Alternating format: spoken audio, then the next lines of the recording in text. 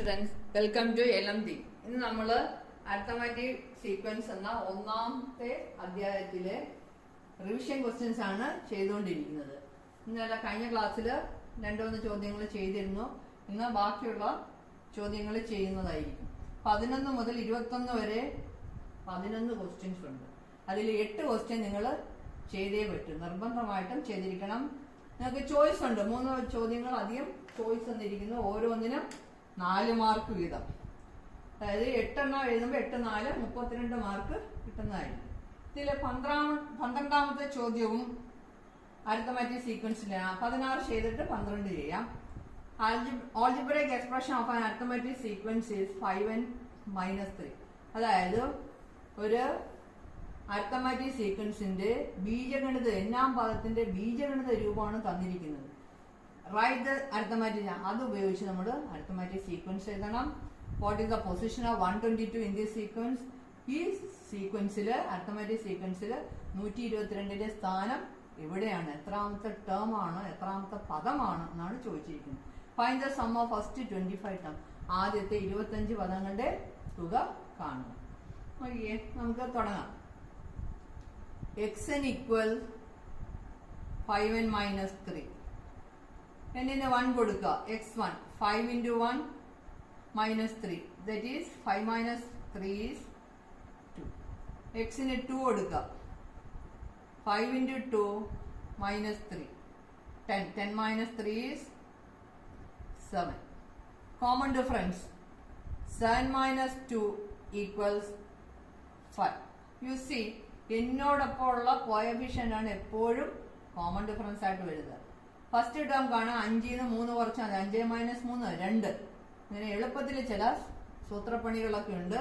അത് എളുപ്പത്തിൽ കുറച്ച് കാര്യങ്ങളൊക്കെ എളുപ്പത്തിൽ ചെയ്യാവുന്ന കുറച്ച് ടിപ്സ് ആൻഡ് ട്രിക്സ് ഒക്കെ പഠിച്ചു വയ്ക്കുകയാണെങ്കിൽ നിങ്ങൾക്ക് സമയം ലാഭിക്കാം.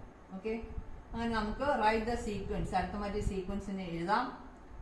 2, 7, പിന്നെ പറ 5 വ്യത്യാസം, 7ഉം 5ഉം 12. അങ്ങനെ പോകുമ്പോൾ നമുക്ക് ഒന്നാമത്തെ ആൻസറായി A. Write the arithmetic sequence. ഇനി what is the position? You have to write the position. 122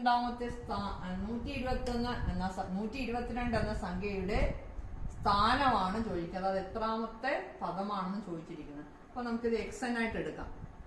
xn equals 122. xn എന്ന് പറയുന്നത് എന്താണ്? 5n minus 3. 5n minus 3 equals 122. ഈ -3 അപ്പുറത്തുണ്ടാവുമ്പോൾ +3 ആവും. 5n equals 122 plus 3 is 125.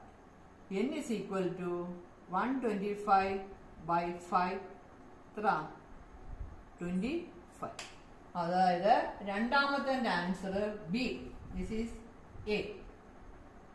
Answer of A. This is B.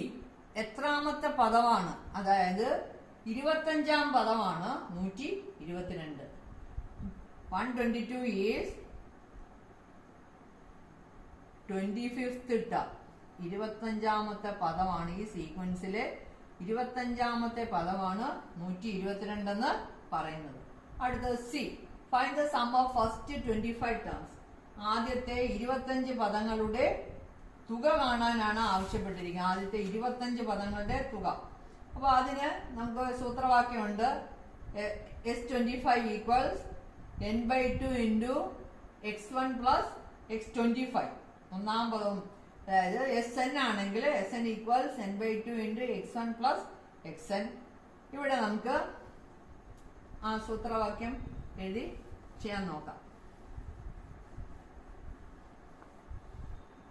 Sn, answer of C. Sn equals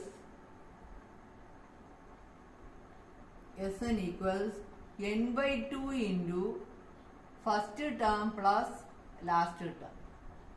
ഇവിടെ നമുക്ക് ചോദിച്ചിരിക്കുന്നത് 25 sum of 25 terms.